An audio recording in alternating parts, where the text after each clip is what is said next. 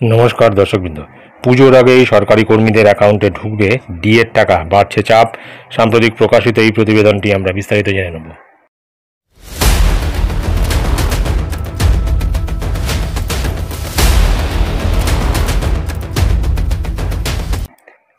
জুলাই মাস প্রায় শেষের পথে। বর্তমানে বাংলার সরকারি কর্মীদের নজর 4 আগস্টের দিকে, কারণ সুপ্রিম কোর্টে ডিএ মামলার পরবর্তী শুনানি 4 আগস্ট।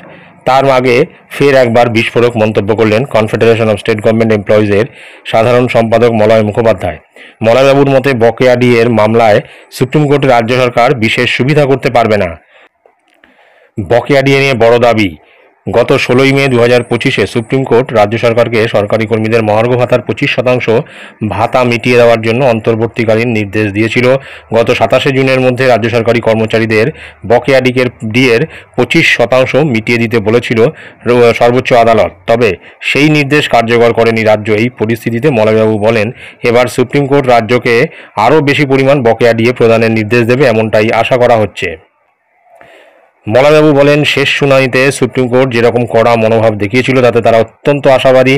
উল্লেখ্য, সুপ্রিম কোর্ট 16ই মে সরকারকে স্পষ্ট নির্দেশ দিয়ে বলেছিল, আগে বকেয়া মহার্ঘ ভাতার 25% মিটিয়ে দিতে হবে সরকারি কর্মচারীদের, তারপর বাকি সমস্ত কথা শোনা হবে।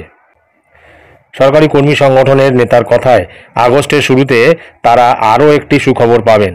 পুজোর আগেই তাদের অ্যাকাউন্টে বকেয়া ডিএর টাকা ঢুকবে বলে আশাবাদী তিনি।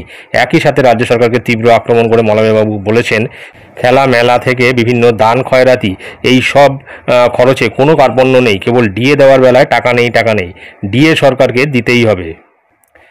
রাজ্য সরকারের আদালত অবমাননার বিষয়টি সুপ্রিম কোর্টকে জানানো হবে বলে মন্তব্য করেছেন মলয়বাবু। তার কথায়, সুপ্রিম কোর্টে শুনানিতে সর্বশক্তি দিয়ে ঝাঁপাবে তারা। এবার সরকারি কর্মীদের আশামতো পুজোর আগেই রাজ্য সরকার বকেয়া ডিএ মেটায় কিনা তা দেখার।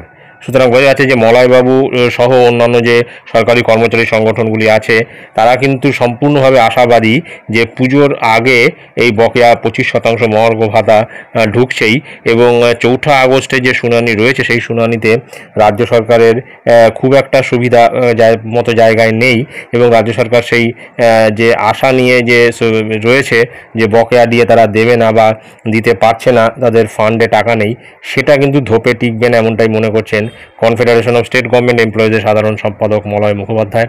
তার মতে বা তিনি যে মন্তব্য করেছেন বা তিনি যে আশা করেছেন বা তিনি বলা যেতে পারে যে কনফিডেন্ট যে এই পুজোর আগে কিন্তু রাজ্য সরকারি কর্মচারীদের অ্যাকাউন্টে বকেয়া ডিএর টাকা ঢুকতে শুরু করবে। তো দেখা যাক যে 4 আগস্টের শুনানিতে কি উঠে আসে। এটাই ছিল গুরুত্বপূর্ণ আপডেট যা আমি আপনাদের সঙ্গে শেয়ার করলাম।